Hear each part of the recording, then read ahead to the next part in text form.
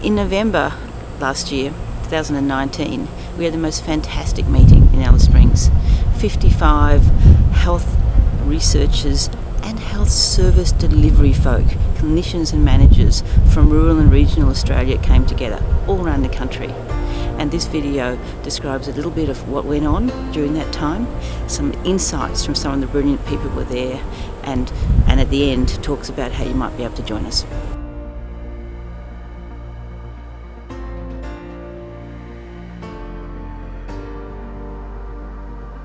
Supporting our rural health workers, managing expectations for training and development for those in situ in their communities is of critical importance to developing the necessary research infrastructure for Australia moving forward.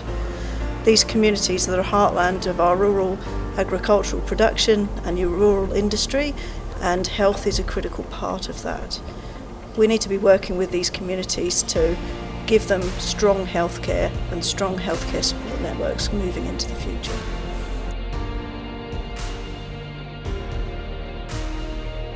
We know there's enormous health disparities, we know there's access issues, we know there's a lot more that we could do in terms of involving communities and planning solutions for delivering better services, wraparound services for people in communities, and the journey from primary health care to secondary and tertiary care.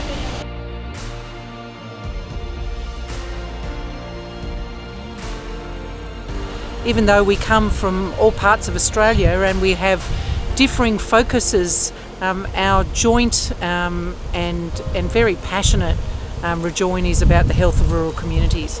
And I think one of the resounding messages out of today was that you've seen one rural community, you've seen one rural community. People who live in regional and rural areas actually have a higher level of life satisfaction.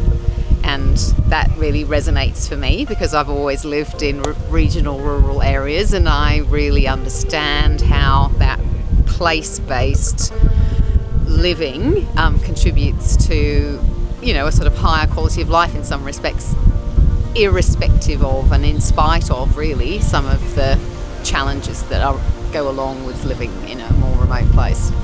And it comes at a particular point of time where you have to have hope, in terms of changing climate, in terms of what's happening at the moment on the east coast in terms of bushfires and so on. You've got to have hope that you're going to change things over time.